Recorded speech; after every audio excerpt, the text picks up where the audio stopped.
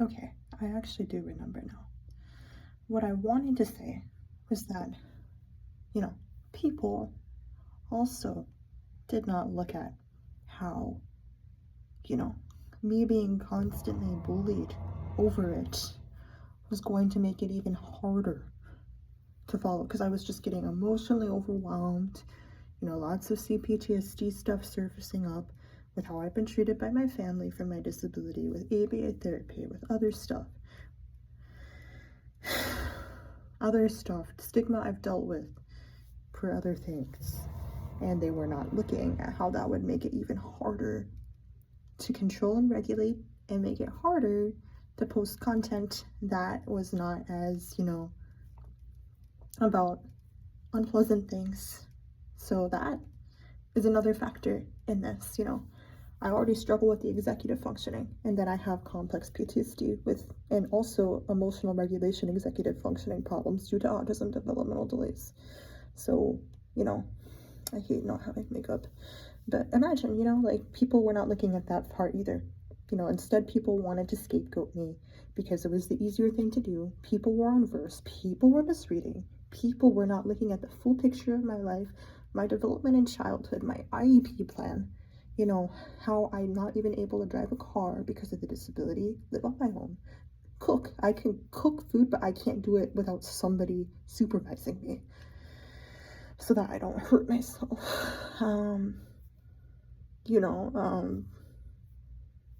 Other stuff, like I catch things on fire, I flood, this is how it manifests in the online form.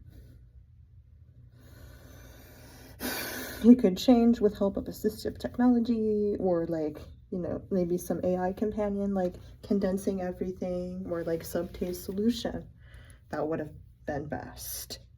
Or a service animal can't really help with that. Maybe an Alexa speaking to me, but I need that external interruption for myself to be aware and redirect my attention. And it was being done in a toxic way, with people bullying and harassing me and insulting me, accusing me of stuff, but it was still making me aware, but it was making it harder to emotionally regulate myself, which is a problem. So people need to look at that component as well. People have been very unreasonable about this. They say, oh, she could post under the limit, blah, blah, blah, blah, blah, blah, blah, blah, without looking at what was even happening. People were posting right after me so I don't get banned. People were reminding me, people were complaining. And FS92 has to remind me of stuff all the time. He has to remind me to do a lot of stuff.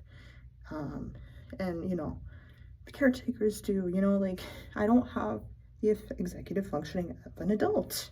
I do not. That is why I'm in a regional center. Take a handicap bus. Do you know how inconvenient that is for me? I have to be in a bus, for sometimes 3 hours because it's slow and they drop people with wheelchairs off. Sometimes it malfunctions. They have to sometimes meet the caregivers. Why would I put myself through that if I could help it? I'd prefer to not have to take the small bus. It's also embarrassing for me because people see me go in the bus. I've been embarrassed to get in there sometimes. It's inconvenient. Why would I? I wish, the hotel stuff, I was crying and sobbing when security came to my room twice and I got kicked out from one of the hotels forever. I can never go under my last name. I'd have to remarry and that partner would have to watch me when I do it.